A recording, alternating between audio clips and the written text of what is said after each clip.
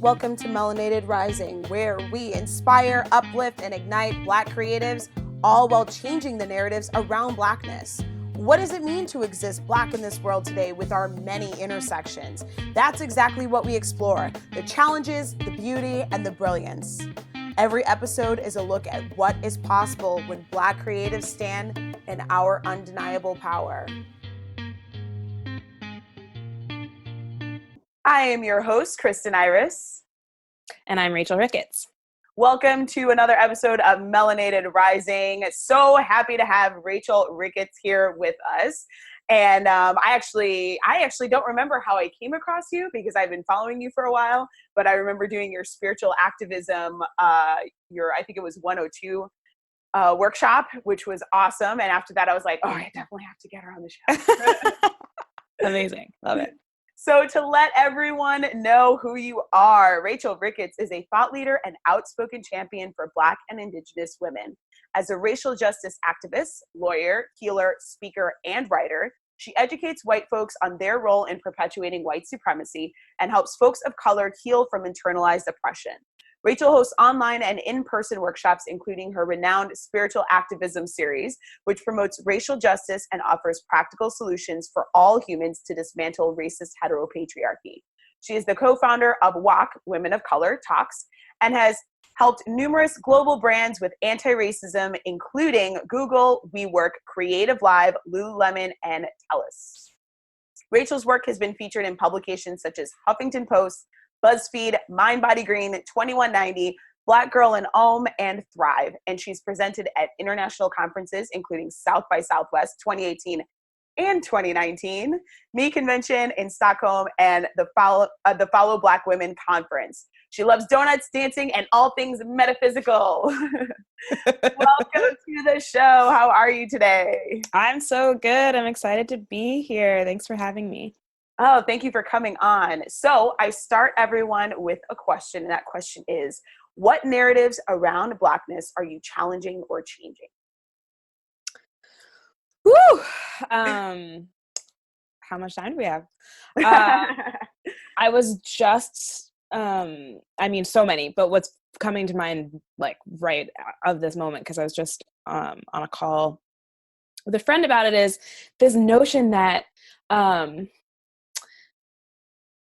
that we are not worthy of joy, especially as women, especially as Black women, that we are not worthy of joy, and that we have to justify when we want to champion for our joy, right? That rest is for the wicked, that we are not entitled, that we don't have the right, when there's so many other folks who are struggling, and we, especially as Black women, feel that we take all that on our backs and bear that load emotionally, physically, mentally, spiritually.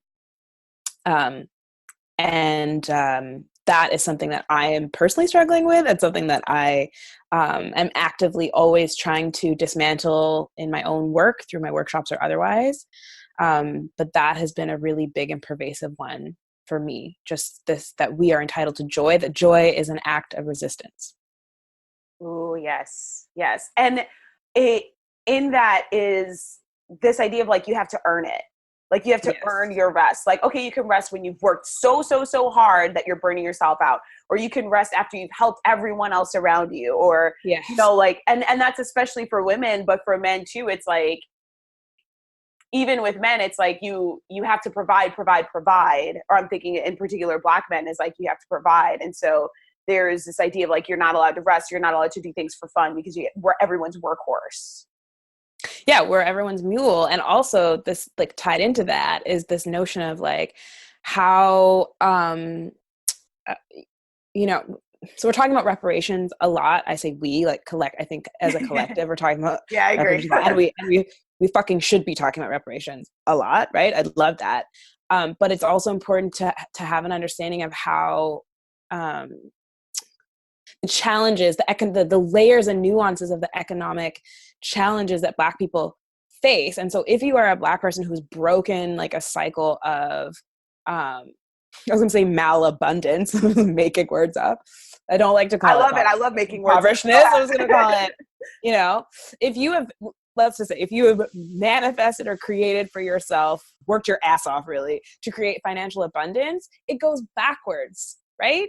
Like it always goes backwards or sideways, like paying because a debt or helping this or something, like it's going out. It's always going out somewhere else. It's always going out because we as a community have been fucked over, right? For centuries. Yep. And so we don't have access to finances and abundance in the same way that white folks or non-Black folks do. And so that to me is also tied in with joy, that if you are a Black person who has the privilege of financial abundance, it's like, you know, it's either one of two ways. It's like the rap game show of like, I got money, motherfuckers, right? Yeah. And like we want to show it and scream it from the rooftops because and then spend it on like so like, elusive, right? Yeah. Totally. And all of that is part of, you know, in my mind, all of that is part of white supremacist heteropatriarchy, because like that isn't helping any of us, right? Yeah. Us just like spending money, and what are we spending and on? Showing it off and showing it right? off. And this is what Nipsey Hussle was talking about, probably why he's dead today. But that could be a whole other discussion. But this notion that if you have financial abundance, that we have to, so that's one way in which we go about like throwing it out, showing it to everybody. Or more so, I think, especially if you're a woman, is like feeling like you don't have the right to it, right? Like you have to justify it, justify rest or justify our abundance. Mm-hmm. And that keeps us poor. Yes, it does. I don't just mean financially, right? Like spiritually, emotionally, mentally. Depleted. Yeah. Oh, absolutely. So the discussion of reparations and what you were saying about like when we get money in and it goes outward because we've been historically fucked over, it makes me think of like, you know, I have a podcast and I listen to a bunch of podcasts. I'm like a little bit of a podcast junkie. I shouldn't say that. I don't know if that's ableist, but I shouldn't say junkie. I'm a podcast enthusiast. I'm a podcast enthusiast. So I listened to a podcast, and somebody was I don't remember his name, but he's the CEO or like the creator of Shea Moisture, and he talked about how you have Black people in America, and then you have, say, like Asian people in America, and Asian people in America have this like generations of owning businesses, of owning like the nail salon or owning these different businesses. And so in this day and age, the people who are coming up through those families have generations of people before them who have run businesses, who know how to guide them. And then you have white people who not only have generational wealth, or typically have more generational wealth than we do, but they also have like generations of maybe businesses or privilege or power that has come at the expense of other people. But then you have Black people, and it's like, we typically don't have generations of businesses behind us. We don't have people in our family who are guiding us, who can teach us. We're all kind of like fumbling around trying to figure out like what we're supposed to be doing. And we don't have access. A lot of times we don't have the same access to financial literacy or education or even resources. And so in the topic of reparations, I've seen kind of different things where it's like, okay, you're like, not give back, but give, like for white people to give and like support monetarily or in some way. But then there's also the idea of, but there's systems of power, and reparations can't just be, let's hand out money to individual people, which is cool, I guess, but like that's not solving the actual problems that are underneath it that we're dealing with.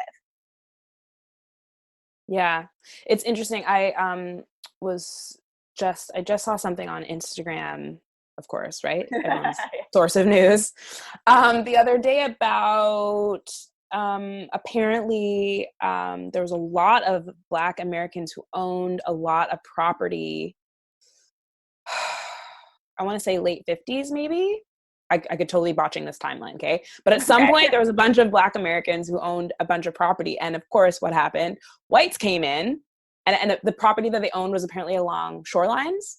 And so what whites came in and did was reclaim that land and turn it into like mixed-use beach space, essentially, make like public access space to ensure that Blacks no longer own property, because there's too many Blacks who own too much property. And so I think it's really important when we have this conversation again about like how multifaceted and layered it is, because it can be really easy for us to internalize our own oppression and be like, oh yeah, like I don't have mentorship, or this doesn't run down the family line. We don't have access to this information.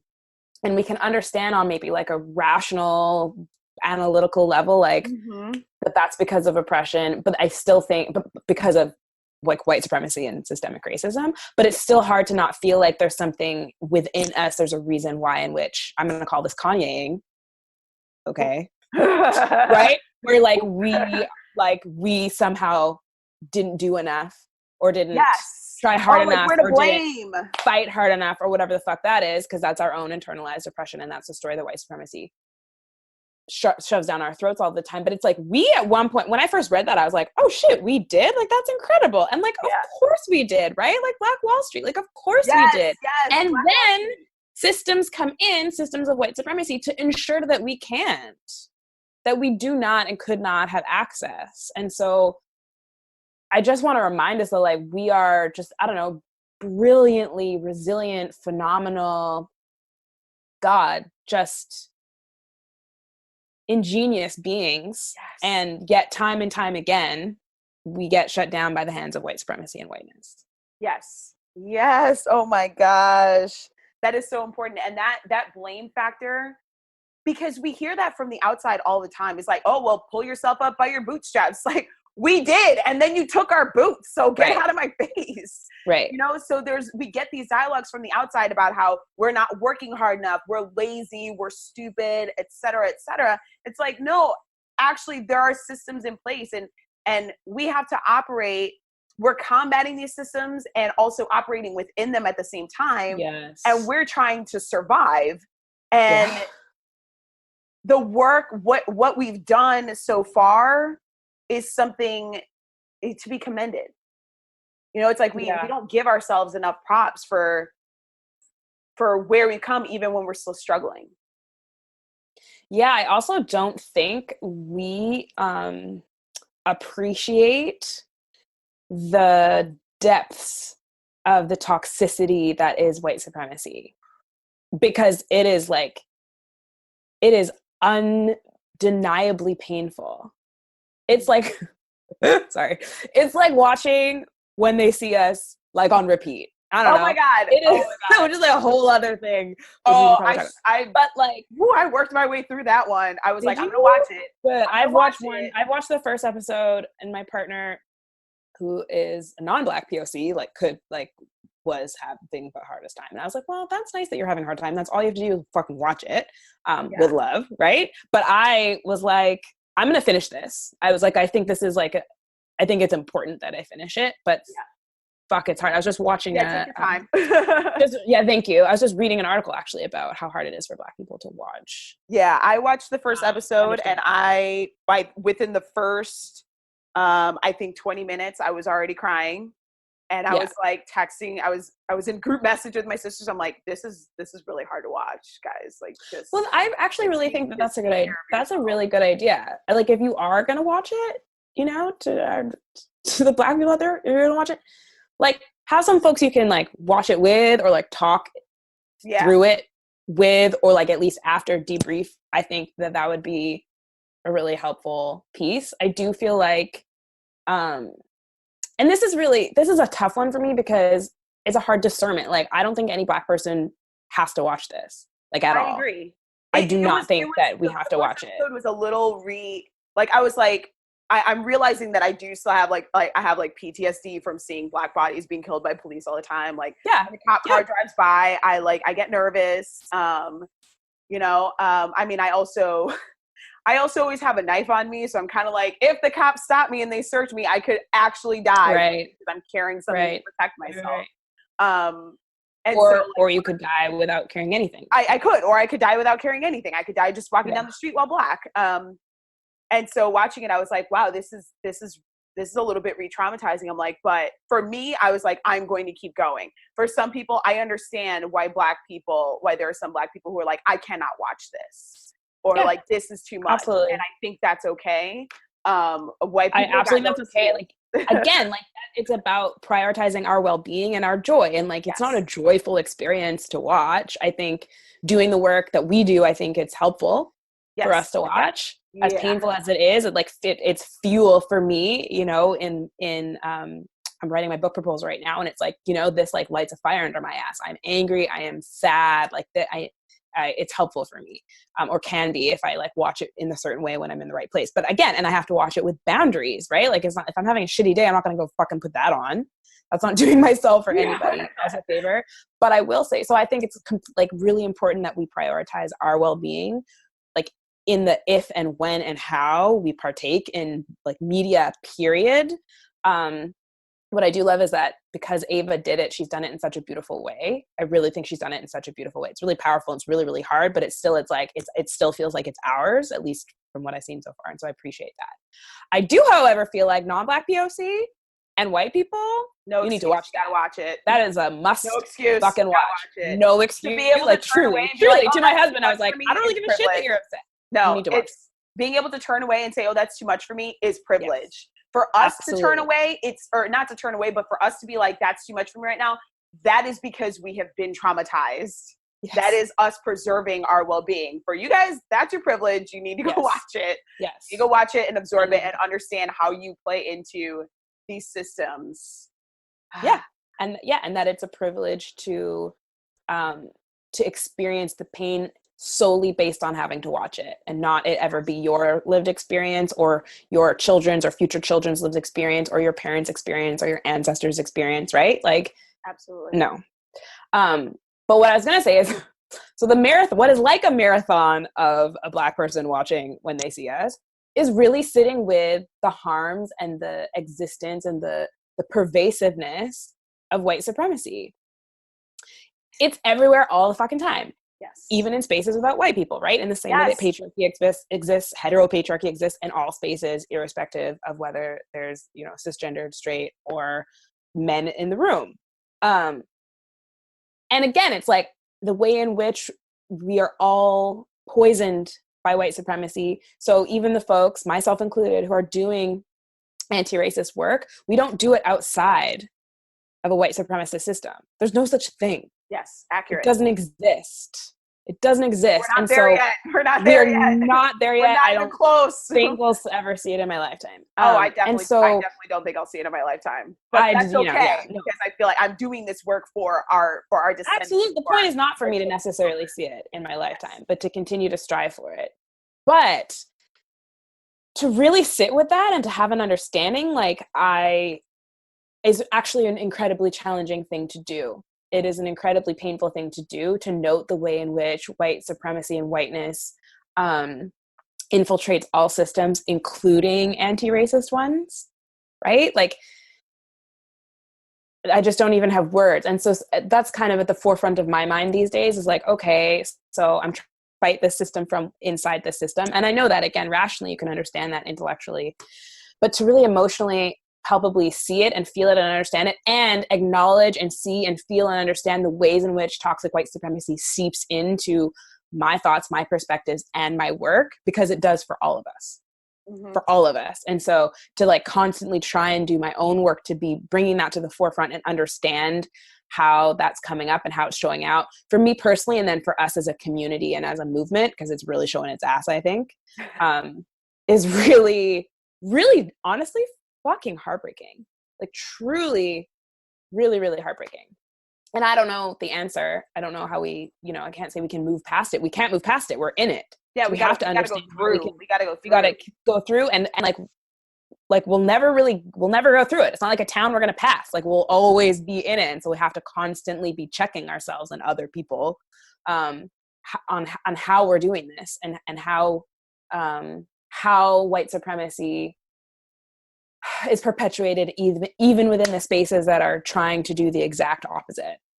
Yes, absolutely. This, it makes me think of so in the work that I do I work with I say Black creatives, but Black people. I just think like everybody has something creative in them, whether you're in tech or in medicine, in anything, but like in the ways that we show up, all of that is creative. So I say Black creatives, but Black folks or folks of the Black diaspora, like that's who I work with. And in particular right now, I'm working with people who were told that they weren't Black enough, were like called an Oreo or something like that. And what I've noticed, and I'm still doing the work myself, like you said, like we all have to keep doing the work, is that white supremacy that it infiltrates everything, it infiltrates us too.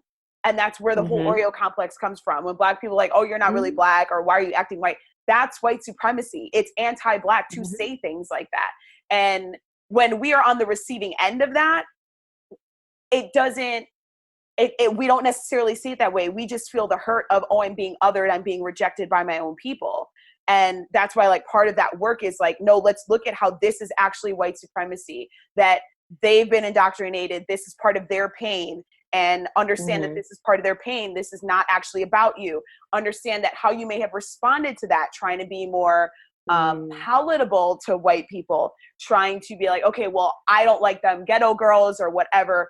However you may have responded, that's also part of white supremacy. So let's break that down. And so all of it is part of that work, but there's so many ways that we don't see that. There's so many ways that it infiltrates that we don't even see, oh, this is white supremacy at work. And it takes like constant vigilance. Yes, it does take constant vigilance, and it's extremist. It is. It's exhausting. Like, and it can bring up a lot of like guilt too, as you start realizing like, oh, that was really like white supremacist or anti-Black for me to say that. And then people want to look away from it because you're like, I've been yelling at white people this whole time and look what I just did. So they don't want to admit it. It's like, no, sit in it. Be uncomfortable in it. Because we all have these things in us. And if you don't look at it, you're not going to change it. No, and also if you aren't willing to look at your shit, who the hell are you to be telling other people to be looking at theirs? That's the most inauthentic thing I can imagine. Truly. Yes, absolutely. I just don't think that that's helpful. I don't think it's helpful because I don't think that you can do it in an integral way if you aren't holding yourself to the same standard of integrity. And it's the hardest work. It's the hardest work you can ever do, right? It's like to shine a mirror on yourself and your shadow. We all have shadow work.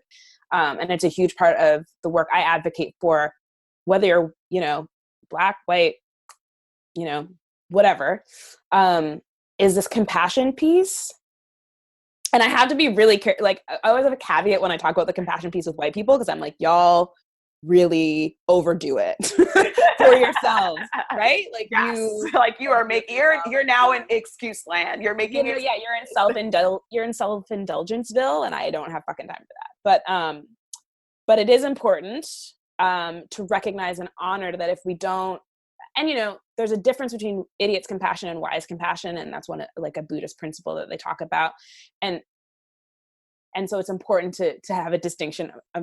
I'm such a stickler for words. As a writer, I'm such a stickler, and a total A-type Virgo, really, really a stickler for words. And it frustrates me to no end that so many words have been co-opted to the point where you have to explain the basic meaning of a word. Or to me, a basic meaning of a word. But again, language is this crazy fluid thing where it doesn't matter that we both speak English. When I say a word, we think of different things. That's just how. Yeah. But people do that with the word racism. They're like, that's racist. Oh, yes. You're calling me out, that's racist. That I don't think you know what that word means. No, you don't know what that word means. That's not what that means. White people generally have a hard time understanding what racism actually means. Yeah. But this compassion piece is really a vital element, because if we don't have the capacity to look at our own shit, then we can't change stuff. We are part of the change, irrespective of who you are. And if you can't shower yourself with compassion, then you're not going to have capacity to look at your shit. You're just not. You're going to have zero ability. And if you're sitting over here in your ego shit and your shadow side, unable to withstand and have tolerance for your own discomfort, you are not helpful to racial justice, irrespective of your color. You are not helpful. In fact, you're probably incredibly harmful. Oh, yes. Yes, I agree. Oh, and it's so frustrating for me, because I do look at my shit. I'll notice things, how I respond to someone on the street and be like, ooh, was I just being anti-Black? Let's look at this. How was I responding? Where did this come from? How can I change this in the future? But it is so frustrating talking to people who don't want to look at anything, who don't want to look at anything. And then even when you say like, look, I'll give you an example for me. Like even when I'm talking to a white person, I'll give you an example for me. This is how I did blah, blah. And they're like, oh, well, I don't do anything like that. I'm like, really? Are you sure? I think you're lying. I think you're lying to yourself right now. You're like, you know what? It's cool. We're just going to stop having this conversation. This is the way I was like, good for you for talking to those people. I'm like, no. So it is though this like all consuming, and it again with this compassion piece I'm really learning, and again this again always ties to me back to like this like joy, and how we get robbed of joy and get trained to be robbed of joy, and thus like trained to deprive ourselves of joy. And so others. Example, I'm currently in this like teeny tiny town in the middle of Sweden, and so like obviously really white. And my partner and I have just been like biking around. It's mostly agricultural, like farmland. And yeah, people are obviously like really freaked out when they see this black chick rolling on her bike and they're like super white agricultural town. But we don't actually normally see people because it's like that small. So we'll just like go for cruises and you're like going through farmland. And it's like, it's gorgeous. You know, it's like middle of nowhere. I'm a city girl. So this is like, I'm into this because this is not shit around. I'm like, oh my God, like real, like food is growing over there. What's that? It's amazing. But my husband has this like, this sense of adventure that I really love. And I've always been a pretty cautious person. And, you know, there's many, many reasons for that. But what I'm really like starting to unpack for myself right now is that part of that is for my own survival. Like my mom was like it was just me and my mom, single mom, only child. And so she watched over me like a hawk. And part of that was this like codependent thing that we were in, and that like has its whole own thing. But part of that was like, she understood the ways in which I was going to come up against things that, you know, whiter or lighter kids weren't going to. And she was trying to protect me. She was a light-skinned mixed Black woman.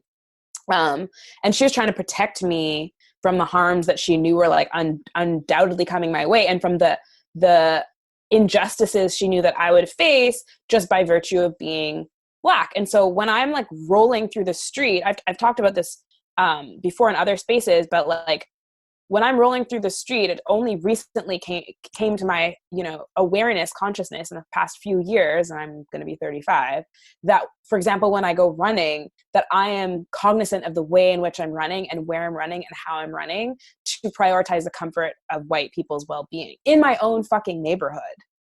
And that was in Canada. So I'm not concerned for like someone stopping and like a police pulling me over ever or shooting me. That's not my concern there.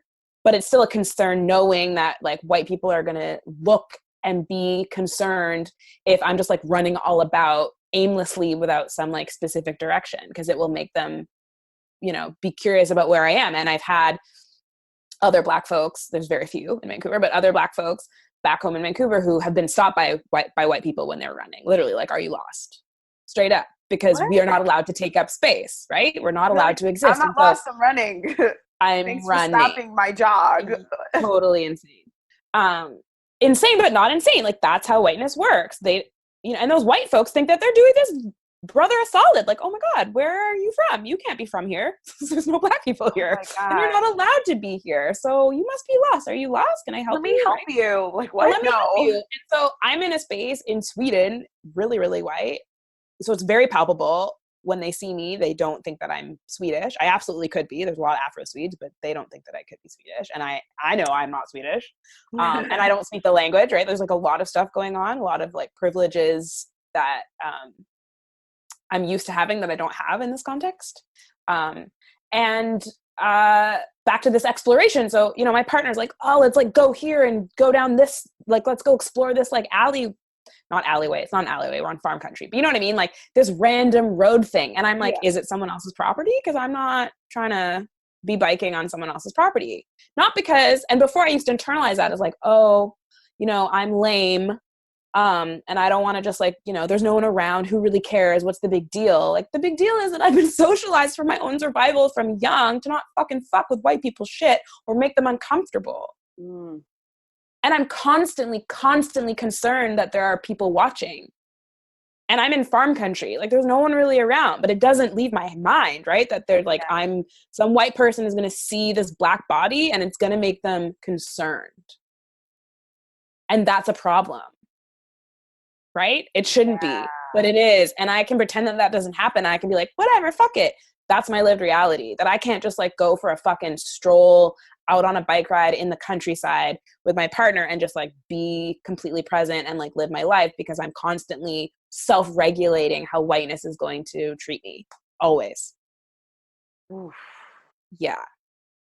Yeah, that's a lot of us. And like what you said there, that someone's going to see you and be concerned, like our bodies are just, our Black bodies are a weapon. They're seen as a weapon when we're doing nothing. Yeah. Just the looks. I don't want to say just, right? Because I don't want to downplay that. The looks that I get simply from existing, from walking. I was like walking the other day down this little road, and this Swedish woman, I could just tell she was at a loss for my existence. You're like, why is this such a big deal? Oh my gosh. It's like I say, I like went for a jog. I love saying these stories because I sound like I run all the time. I absolutely do not. But I went for a run the other morning, and I came exercising. Yeah, and so then I was running. And I came home. I told my husband, I was like, well, I gave the whole town a show this morning on my run. They're all like super fucked up. Like, who is this Black chick existing? And right, because I'm also in not only in a super white space, but a super small white space. So I think they would probably notice if just by virtue of me not being from this tiny town, but then like being a Black presence in a tiny ass town, like truly there have been spaces we have been in where I have felt incredibly unsafe. Wow. Incredibly unsafe. Is the town like an unsafe place, or it's just no because you're Black? I feel unsafe because I'm Black, and because the way in which I'm viewed, and my assumptions about some of the, perspectives that some of the folks in these tiny super white towns have. And yes, I'm in Sweden and people are like, oh my God, it's like so liberal and progressive. Like, no, it's not. It's fucking racist. There's nowhere in the world that is not anti-Black. Yeah, period. I'm like, liberal and progressive doesn't mean that it's not racist. Yes, also true. I mean, how many liberal white women do we have in this country that are some of the worst perpetrators of white truly the absolute worst perpetrators? And so I don't really know liberal until it comes to race, because that's not a liberal mindset, or progressive. But I say that because even when I talk to Black folks, I'm like, oh my God, you're in Sweden. Like that's amazing. And I'm like, it's not though. When you said, and that's also been heartbreaking. I'm like, oh, that's cool because she's in Europe and I'm here and I've been here my whole life. Yes, so, but I was also like, wow, that must be hard because I bet it's really white. And not only is it really white, but she's Black and she does anti-racism. Yes. She's extra aware of it. I am extra aware of it. But here's the thing. So where I was before this tiny little town that I'm living in was more diverse than where I grew up by a lot. And so that's the other thing, like these pieces. I actually have this photo project that I want to start, and I know that other people have done photo projects like this, but just sharing more visual imagery about the Black diaspora. Because when I'm in Sweden or I'm in Denmark, or I was recently in Holland, and just to like see us, God, we're such beautiful beings and we could be anywhere. Like, I don't want to say we're all the same. Obviously we're absolutely not all the same, but we're not like insanely different either. But where I lived before was way more diverse than where I was born and raised and lived until last year. And so and that's in Sweden again. So it's just like, we have these notions about what would be better or what would be, we just have notions, we just have assumptions about the way things are, the makeup of places. Here. And it's like, sweet people are like, people feel like, oh, well, you do this work and you're going to go to Sweden. Like, that doesn't make any sense. There's no people of color. And I'm like, and see how that's a racist way of thinking? Because there are Afro Swedes, there are Black Swedes, there are all color Swedes. Just because the place is like thought to be incredibly white. You do. I mean, you doing this online, like you travel, and also, so it's not like you're just in Sweden and only Swedish people are getting access to. Well, no, I'd be fucked. Because they think that they're actually incredibly akin to Canadians in thinking that they are, in quotations, super liberal and progressive, and therefore don't have a problem with race, because they just look at America and think, oh, I'm not American, and so It's not a problem. Well, newsflash, both Sweden and Denmark participated in the transatlantic slave trade and benefited from colonialism. Holland was one of the largest, the Dutch Empire is one of the largest colonial empires in the fucking world. Ooh. It's just not discussed or acknowledged. Yeah. So everyone's got work. Sweep it under the rug. Sweep it under the Absolutely. rug. We don't look at that part of our history. No, right. And so we're just this super progressive liberal place. I hate those words aptly because we're not America. That is so dangerous. Yeah. That's so dangerous. That's a bad benchmark to use. Also, that right? is a bad benchmark to use. Benchmark to have. Like, yeah, do you want a gold medal for not having Donald Trump as your president? Because that is not a benchmark or standard that any of us should be striving for. You guys didn't see me. She saw me on the video. It was like the human barf emoji. Yeah. Yeah. Imagine barf emoji. That's what I just did. Zero respect for the president person over here. I have zero respect. So, fair. Agreed. Now you mentioned something that you mentioned is shadow work, and I want to touch on this because you have your spiritual activism series, and I have really, I mean, I love your series, but in the general spirituality world and online world, I have really come to loathe it. Spirituality and like love and light and like, oh, blah, blah, big unicorns. And I'm like, this is the most absolutely whitewashed bullshit I have ever fucking seen. And I didn't totally buy into it in the beginning. Like when I started coming more into online business and online space, I mean, I was definitely in a more white-centric spirituality because I used to be pagan and my coven was largely white. But we were eclectic, and I see it differently now afterwards and on the outside and more aware of white supremacy. But so I was already in spirituality that was sort of Anglo-dominated.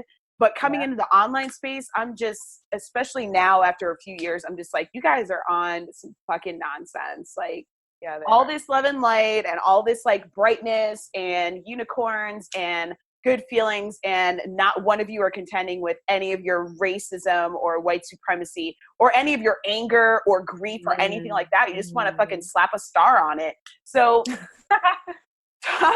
talk a little bit about shadow work, because like people get like afraid of shadow work or whatever. They don't like woo woo things. So talk a little bit about like what shadow work is to you and why it's important. Yeah, thanks. I totally hear you and absolutely agree that the majority of spirituality that we see online is white, and therefore the majority of spirituality, the wealth and wellness industry, as I like to call it, is whitewashed, appropriative, violent, and bullshit. And I don't think it's spiritual. I just don't think that is agree what spirituality is. Vehemently. It's not spiritual. So when I talk about shadow side, to me, spirituality is non-denominational, first and foremost. Yes. It is our personal connection with something higher and bigger than ourselves, and that looks different to different people and manifests differently for different people.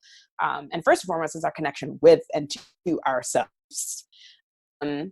And the shadow side is just the embracing of the fullness of who we are. Like, we are not just love and light. We are not just the shit we see on Instagram. I have a love and loathing relationship with Instagram because it's a white supremacist heteronormative, platform. I wouldn't like be able to do the stuff that I do, be where I am right now without it. So that's where the love part comes in. But the hate piece is really, it's a comparison kit, and it's a lie, right? It's a lie. It's bullshit. So don't get me started on that. But what we see, so it's a lie. We're on a platform that is a lie. And then, of course, because set up by and for white supremacy, what gets perpetuated is what aligns with the lie that wants to be perpetuated. And so our shadow side and embracing our shadow side, to me, is the work of spirituality. It is embracing our wholeness and our fullness. And we have this negative connotation to shadow in the same way we have this white supremacist negative connotation to darkness and blackness. Mm-hmm. But it's our wholeness, right? Like, there's no day without night. You need night. Like, try fucking operating without sleep. And if we don't have the capacity to honor the full spectrum of our human emotions, to tolerate our own discomfort, let alone other people's discomfort, we're not spiritual people. We're not spiritual people. And I don't think we have any right to be telling other people how they should be doing a goddamn thing. Like, it lacks integrity, it lacks authenticity. And I'm not saying it's easy. I'm not just like, oh yeah, like embrace your shadow side. It's the hardest work you'll ever do. Like, circling back to what we were saying about constantly being vigilant of the ways in which our own oppression is internalized, the pervasiveness of white supremacy and heteropatriarchy and ableism and all forms of oppression, because none of us will be free until we're all free. Like, we have our work cut out for us, right? And I don't think that we can come correct to any form of justice, any realm of social justice, until we have excavated our own shit. Like, Trump, we can be angry and hate Trump all we want, and trust me, I do, but he is a symptom. He is not the root at all. And to perpetuate this notion that oppression exists outside of us and not within our hearts and minds and souls, it exists within the hearts and minds and souls of all of us. We are all oppressed oppressors in some way, and we have to fucking own that shit. We have to own that shit so that we have the capacity to open our hearts, to see ourselves, to have compassion for ourselves, and therefore have compassion for the existence and experiences of others. I'm obviously, without question, included in this. And when I talk about it in terms of racial justice, I'm obviously first and foremost speaking to white people. Because A, y'all are fucking late. You haven't been doing this at all. You've had a staunch refusal to look at it and to own it and to have compassion. And that, I believe, is rooted in your own pain. You cannot believe that you cannot believe and create and perpetuate systems of white supremacy, which subjugates me and my humanity, if you are happy and whole on your own. Yes. It's not possible. You're sick. It's a sickness. It's a disease. And so you got to do work to get yourself healthy from the inside out. That's embracing your shadow. That's the work. And that's, to me, what spirituality is. It's like, how do we align with the fullness of who we are? And the fullness of who we are is also the fullness of like who we all are. I believe without question that we are all souls having human experience. We are indeed all connected.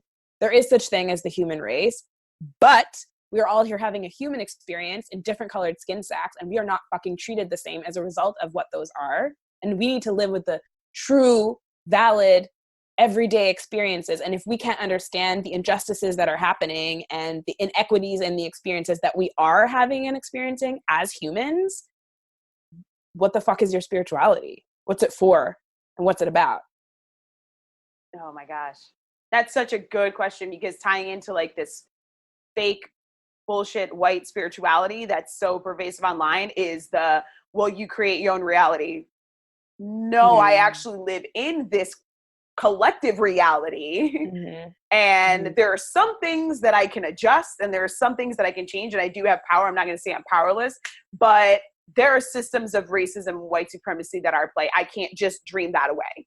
Okay, I can't just be like, I don't believe in that anymore. Therefore, no one's ever going to be racist against me. Therefore, I'm going to get the same mortgage grade as the white person next to me. Right. So I'm not. Right. I'm going to get the same sentence in a case, even though I know that I'm going to get a worse. Like, that's not how that works. I can't just wish it away. And so if you're not, like you said, we have to deal with the reality that we are living in, and that is spiritual. That's not non-spiritual. Just because you want to the most spiritual thing you can do is actually acknowledge the fucked up dumpster fire that we are currently living in, and your role in it, and what the hell you are going to do to change it internally and externally. It's a both and. Like, me sitting on a rock and meditating isn't going to fucking solve problems for the world. It can help me in my shit go out there and do the work that needs to be done. And it does. I'm a meditator, but like, me on that rock in and of itself is not, that's not changing anything out there. Yeah.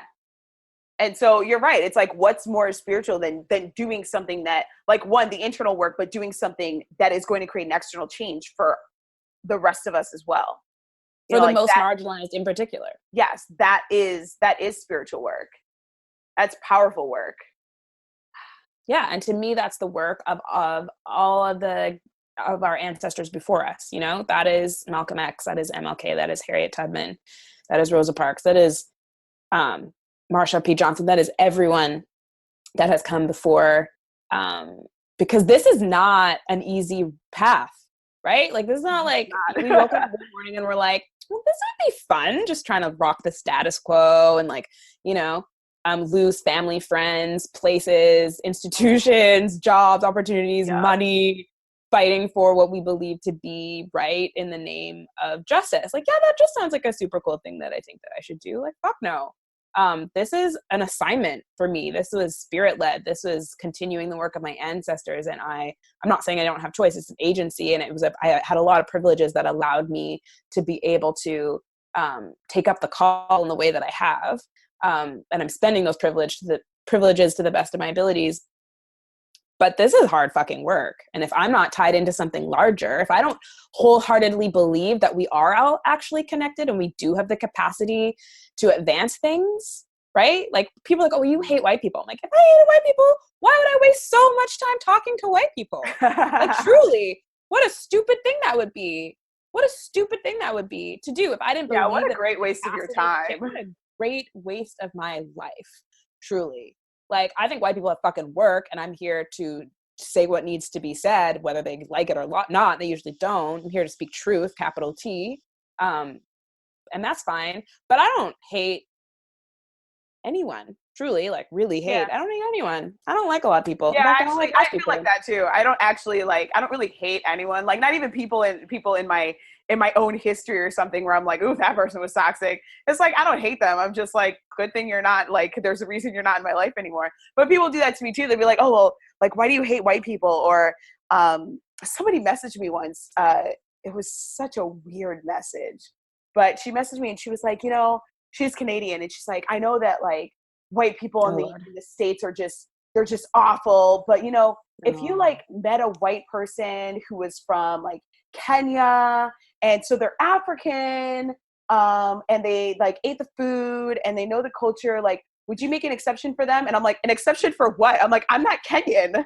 Like, I don't know what the Kenyan customs are. The food. I'm like, you know, there are white people in Africa, right? Like, Africa's an exception to what? That they're not, like, that, like, they don't perpetuate racism?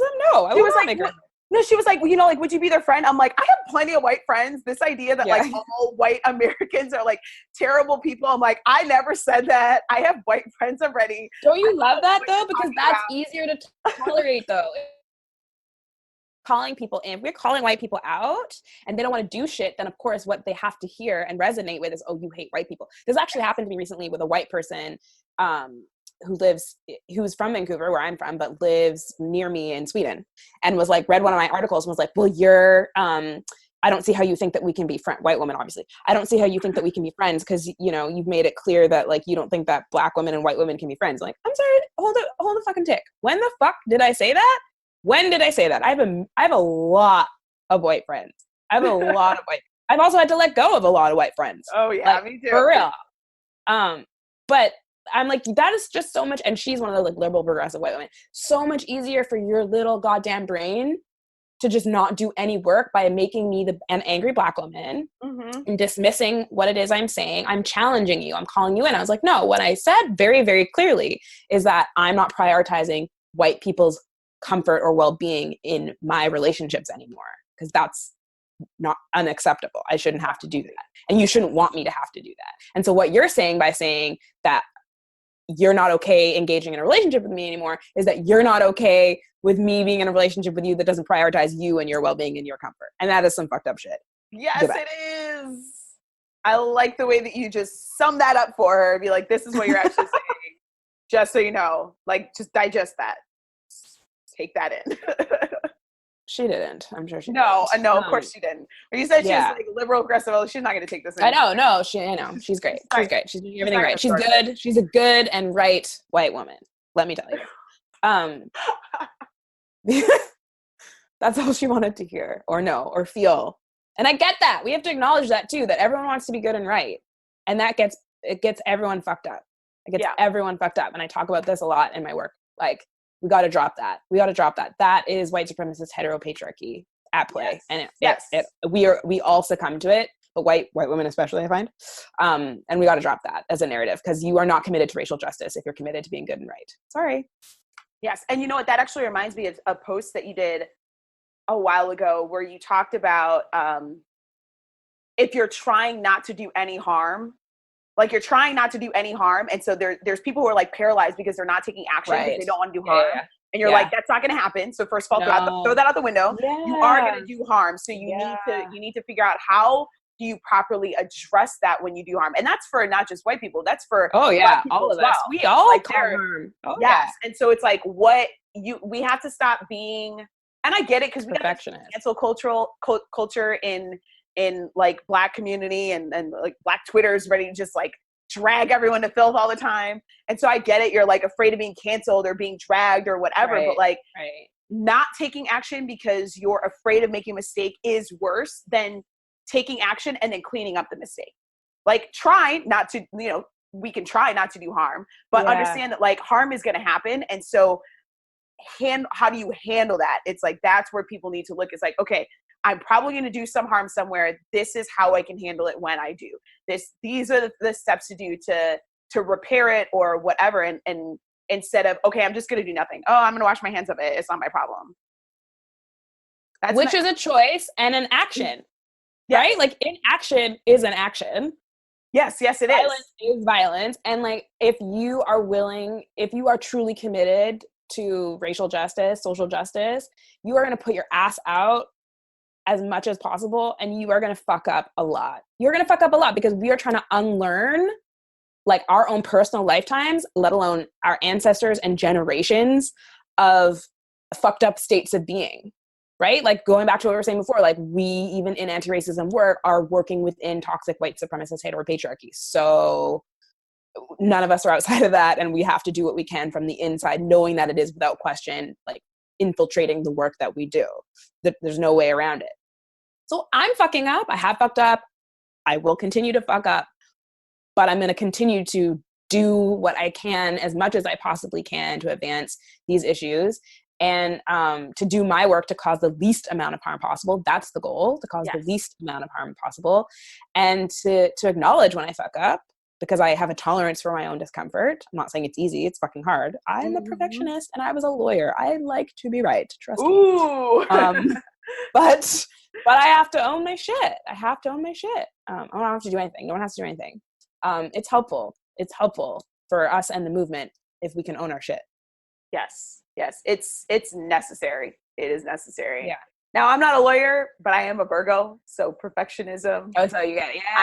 Yeah. So I'm like precision and perfection. Although I would say I'm a recovered perfectionist now, but as a Virgo, there is still that like, do it right. Do it the right way. So that, like, do it my way. Do it my way. Yeah, talk to my husband about that. But there's also this thing about being a Black woman Virgo. Oh, yeah. That's like, which I was also raised by. Oh, okay. Yes. But there's this piece of like, again, totally circling back to joy and worthiness, that if we don't like tick all the boxes and do it perfectly and like have control over the situation, then we aren't valid or affirmed or worthy. Right. And so it's all of these complex, complicated, multifaceted layers that like always come back to the toxicity of white supremacy. Nothing is untouched by it. Nothing. And that doesn't mean we just sit back and be like, well, nothing we can do, or like, and so I get to blame white supremacy for everything. Like, that isn't it either, right? It's just like acknowledgement of what the realities are, sitting with them, and it's really painful to do. It's painful for white people to really sit with if they're really understanding it, to understand the way in which they have perpetuated and oppressed and discriminated people of color their entire lives. And it's really painful for people of color to sit with and be like, oh shit, like every single thing has been impacted by this. Like, nothing has not been impacted by this. Your sex life is impacted by this. Oh my God, yes it is. God, that could be a whole episode. Everything, it totally could. Every single thing. So that's really painful because I just want to be Rachel. I just want to walk into a room and I talk about this in my workshops all the time, and this usually really lands for white women. I'm like, do you know what a fucking privilege it is to just walk in the room and be Karen? Because I'm never not just Rachel. Yeah. It doesn't exist. It can't exist because just by virtue of my presence, my Black presence, there's a whole list of things that walk into the room with me. Oh, absolutely. Absolutely. Yeah, I feel that. And I feel it more now as I have been more aware and done more of the work than I did, say, like 10 years ago. But I feel it more now, and I notice it more now, like when I walk in a room, especially if I'm the only one who looks like me. I'd be like, oh, people are, like, the looks that people give me, I can read them. Yes. Yeah, I can feel it, and I can read it easier, where they're kind of like, what is she doing here? I'm eating. What does it look like? I'm here for the food. I'm here for the restaurant. Same thing you are. So yeah, I definitely feel that. But yeah, that I never thought about that as like what a privilege it is to just walk in the room and like, you're just Karen, you're just Susie. That's it. And you get to walk in and just be you. And it's like, I get to walk in and I have to constantly think about, or even if I'm not thinking about it, I know that people are responding to me a certain way because of all of the ideas that they have put on me. And I can either prove them right or prove them wrong. And none of that's my responsibility. It's not my job to prove anyone right or wrong. But in their head, I'm either proving them right or I'm proving them wrong. But you know that you are proving them right or proving them wrong, whether you should be or want to be or not. And so whether it's conscious or subconscious, as it is for most of us, the things that we do to prioritize white comfort and white well-being, because it's ingrained in us from young, like that's the whole other conversation about respectability politics and what that's all about. But part of it's for our own fucking survival. Yes, I was just gonna say that. Without question, right? Like some of that is truly like for you make it home alive. Yes. Thank you so much for sharing this conversation with me. This was this was so good. This was so good. I love this. Tell people where they can find you.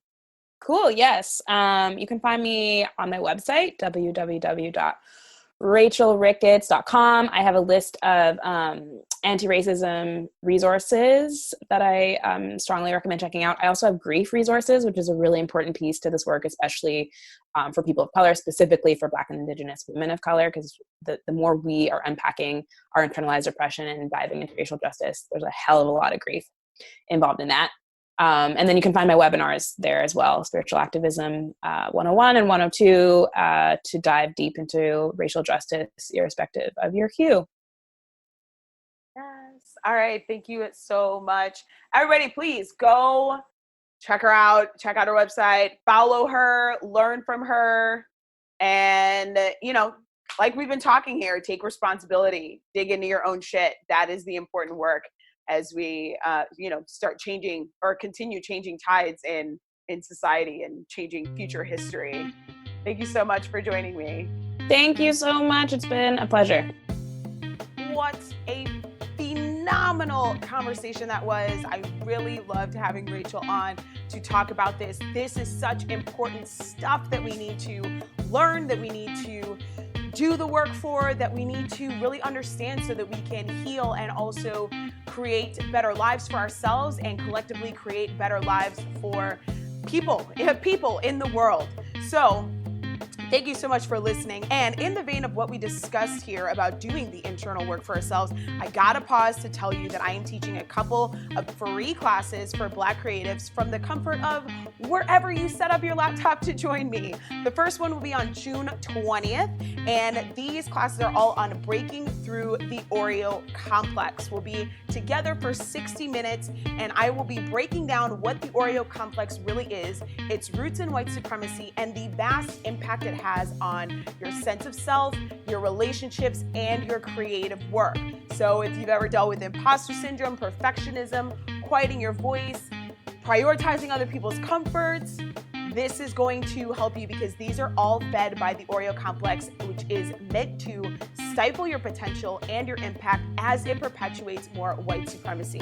So you're going to be learning how to dismantle your Oreo complex and experience more freedom in your self-expression, more power in your Blackness, and new levels in your creative work. I'm really excited to bring this to you. You can go to kristeniris.com/class. That's where you can sign up for the June 20th date. There are going to be a couple after that, but you could sign up for June 20th there, kristeniris.com/class.